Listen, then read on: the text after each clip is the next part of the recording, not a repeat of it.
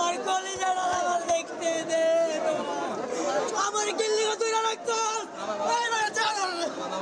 আমার বাইরে আমি দেব।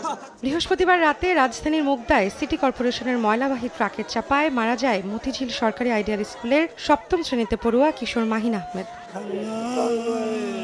শুক্রবার মরদেহ ঢাকা মেডিকেল থেকে বাড়িতে আনার পর স্বজন ও এলাকাবাসীর কান্না আর আহাজারিতে ভারী হয়ে ওঠে পরিবেশ। দোষীদের সুষ্ঠু বিচার চায় পরিবার। আমার সন্তান যাতে যেটা চার না চাই সেই সুষ্ঠু বিচারটা চাইবো। মুগদা মেডিকেলে যদি কোনো রোগী নাই তো হাত কাটার পরও যদি নিয়ে যায় শুধু বল ঢাকা মেডিকেল না, তাহলে এত বড় মেডিকেল কি করতে রাখছে? সাথে সাথে নেওয়ার পর যদি ট্রিটমেন্ট শুরু করতো তাইলে ওরা বাঁচানো যাইতো। সরকারের কাছে সুষ্ঠু বিচার চাই। বিকেলে নিহতের পরিবারকে সমবেদনা জানাতে এসে দক্ষিণ সিটির মেয়র ব্যারিস্টার ফজলেন ও তাপস বলেন, এরকম দুর্ঘটনার সঙ্গে জড়িতদের কোনো ছাড় দেওয়া হবে না। যারা জড়িত, সম্পৃক্ত এবং এরকম কার্যক্রমে যারা লিপ্ত সকলের বিরুদ্ধে কঠোর ব্যবস্থা ঢাকা দক্ষিণ সিটি কর্পোরেশন নিবে। 1, 2, 3 ঢাকায় জমি জিতে নিন 100% ক্যাশব্যাক সহ 20 কোটি টাকার পুরস্কার।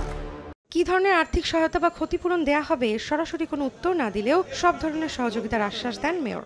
অবশ্যই আমরা এই পরিবারের সাথে এবং পাশে থাকব।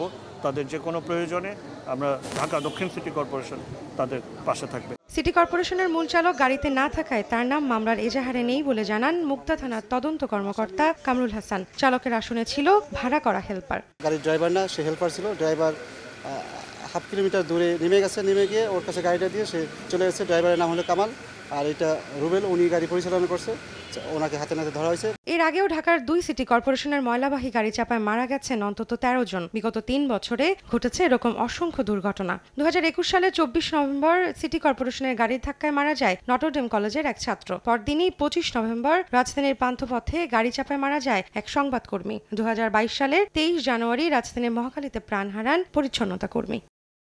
রৌনক নিয়ন্তা, সময় সংবাদ, ঢাকা।